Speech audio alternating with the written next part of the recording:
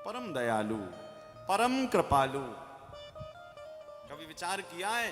मैं हर कथा में कहता हूं, जिनकी जटाओं में गंगा जी बह रही हैं और उन्हीं शिव को सबसे ज्यादा यदि प्रिय है तो हमारे द्वारा एक लोटा जल। आप एक लोटा जल ले जाते हो और उन पर चढ़ा देते हो, शिव प्रसन्न हो जाते हो।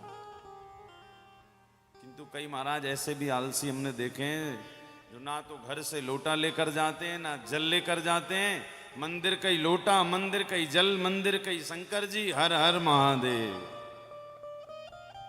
एक शिवालय मैंने देखा महाराष्ट्र में, तो वहां पर देखा कि कम से कम 20-25 लोटे रखे थे।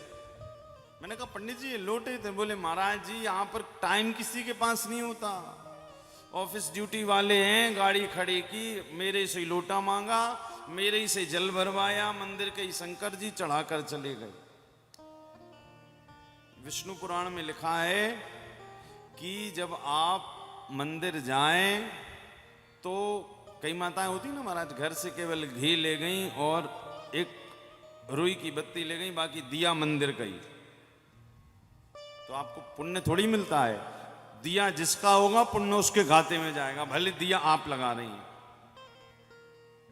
लोटा मंदिर का, जल मंदिर का, शंकर जी मंदिर के, तो पुण्य भी मंदिर को ही मिलेगा, आपको थोड़ी मिलेगा। इसी कारण कहते जब जल चढ़ाने जाएं शिव को, लगभग इसी कारण देखिए जीवन में पितृदोष और वास्तु दोष की निवृत्ति चाहते हो तो कम से कम घर का ही जल आप प्रयास करिए कि शंकर जी तक, मंदिर तक पहुंचे और उन पे चढ़ाया जाए। क्योंकि पितरों के देवता और वास्तु के देवता ये भगवान शिव ही हैं। जो हमारे घर में कलश होता है ना, जिससे हम भगवान पर जल चढ़ाते हैं, तो ये कलश किसका भाग होता है? पितरों का और वास्तु का। आपने देखा पहले लोग कहीं भी कुछ बना लेते थे, कहीं भी घर बना लेते थे, कहीं भी महाराज रसोई बना, ना तो उन्हें वास्तु दोष ना पितृ। क्यों?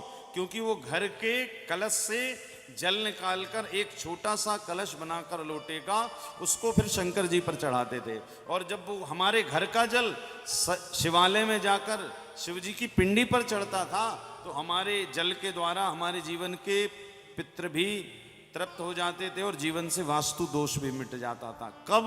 जब जल आपके घर से जाता था। जब जल चढ़ाते हो ना आप शंकर जी पर, कहते ना भैया पितरों को पानी देते, तो पितरों के देवता शिव, आपने शिव पर जल चढ़ाया तो यूं समझो कि पितरों पर जल चढ़ा दिया, पितृदेव प्रसन्न हो गए। किंतु जल आपके घर का होना चाहिए,